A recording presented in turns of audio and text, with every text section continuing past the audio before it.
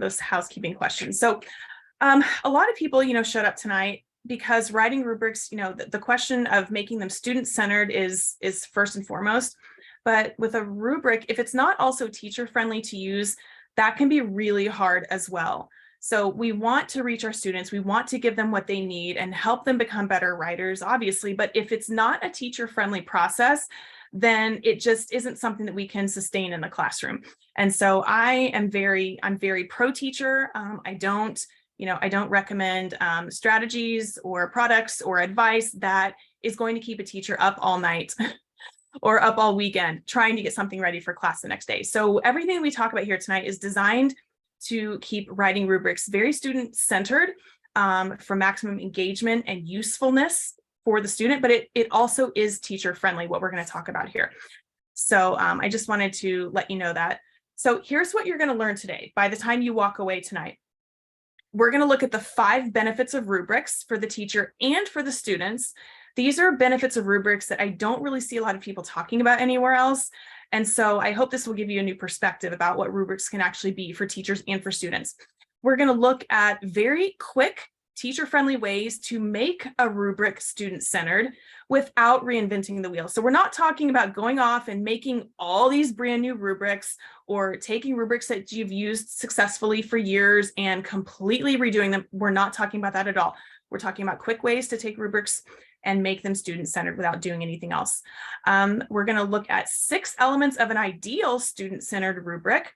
And then we're going to look at 5 ways that rubrics make assessing writing much, much significantly easier for teachers. So much easier for teachers, significantly easier for teachers, because as I mentioned before, if it's not sustainable for the teacher, it's just not something that's going to last very long in your classroom.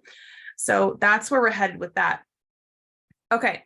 And then tomorrow, I believe that you'll get an email that will have, the rubrics that we're talking about here tonight. So I'll have some images of rubrics, but you'll get those tomorrow. You'll get a copy of, these images and this presentation so that you can go back over it with the workbook that I hope you had a chance to download here. But we'll send that as well, just so that you have it. Okay, so first of all, I'm sorry, the touchpad on my device here is very sensitive, so I barely touch it and it skips like 2 or 3 slides ahead. So, but first of all, there are several myths and misconceptions of writing rubrics. And I think this is where so much of the stress and the overwhelm comes, from teachers. And I have been here too. Certain things that we think about rubrics that aren't true. Or that don't have to be true anymore. And so one of the myths and misconceptions of writing rubrics that I found, or that come from teachers I've worked with before, is that basically students just don't use them. Students ignore them. They don't really look at them. Drop a 1 if you have found that to be true from personal experience. The students really don't pay attention to the rubric. They don't really use it. They don't know what to do with it. Drop a 1 if that resonates with you, or if that's something that you've struggled with. So drop a 1 in the chat there. Another pretty common myth or misconception about rubrics is that a lot of them are just kind of confusing for students.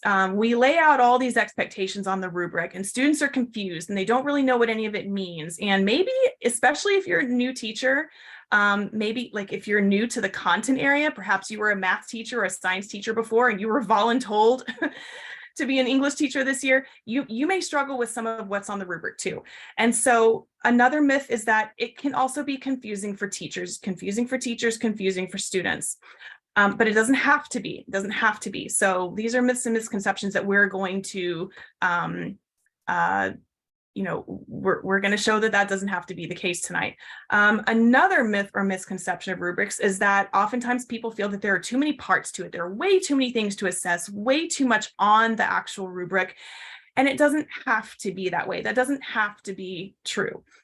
And then finally, a 4th myth or misconception is that rubrics actually make it harder to grade because there are so many components, so many elements to the rubric. So if any of those, I named 4 here, drop a 1, 2, 3, or 4 for which one is the most problematic for you personally. So number 1 was students don't use them.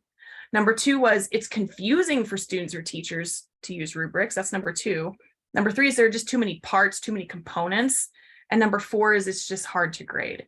So 1, 2, 3, or 4, which one is kind of your your struggle. Where is the struggle bus for you on this? 1, students don't use them. 2, it's confusing for students or teachers. 3, it has way too many parts. Or 4, it's just hard to grade. It just makes the essays or the writing responses hard to grade. So drop that in there. Okay. Okay. Yeah, I'm just looking through the chat to kind of see where we're at. Yeah, 1, 2, 3, and 4. Some people, yeah. I'm seeing a lot of 1s and 3s. I'm seeing a lot of alls or 3s and 4s. Yeah, and so these statements don't have to be true. And I hope that's what I'm able to show you here tonight. So here are some of the truths and facts of writing rubrics, and then I'm going to show you how. Okay. So first of all, what we're going to talk about here tonight is that instead of students not using rubrics, I'm going to show you that students can actually use them as a resource all throughout the writing process. So the rubric can really be a resource for students to go back to again and again, and for teachers to go back to again and again, so that the language of the rubric, the components of the rubric, are part of your ongoing writing process. They're part of your classroom procedures when it comes to writing. So it becomes a resource that students and teachers are using and going back to and referring to again and again, which makes the rubric a familiar tool instead of something that just appears, one day that the writing assignment is due, and then maybe it appears again for the grade, and then you never see it again until you do another essay. So that's the first truth that I want to show you tonight, is that students can use them all throughout the writing process to make it a tool or a resource. The second thing that I want to show you is that part of the way that students become familiar with the rubric, and that teachers become familiar with rubrics for writing, is that you can use these during all writing conferences with students. So when students come to me, I have time built into my classroom where I'm sitting at my teacher table. I call it my teacher table, and I'll have students come to me, come sit down with me while we're doing some writing in the classroom. I call students over to me. I want to do check-ins. I want to see what they're working on.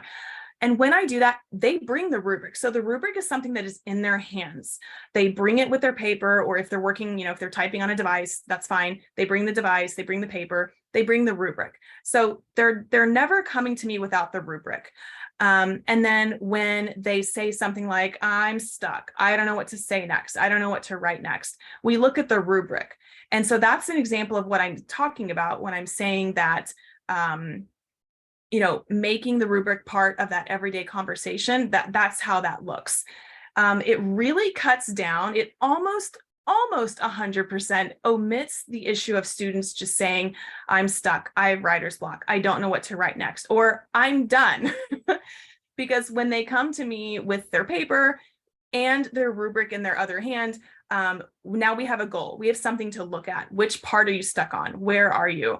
And then that can serve the conversation going forward. So that becomes a fact about a rubric. A rubric really can become a resource that students use all throughout the writing process. It becomes just a tool, one of many tools that they're using. Something else that is a truth about a rubric, and this is again something I don't hear a lot of people talking about, is that not all parts of the rubric actually need to be assessed at one time.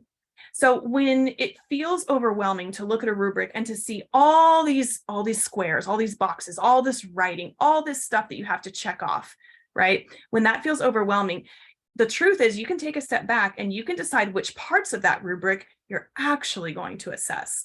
The rubric really serves as an end game. It's the top of the mountain that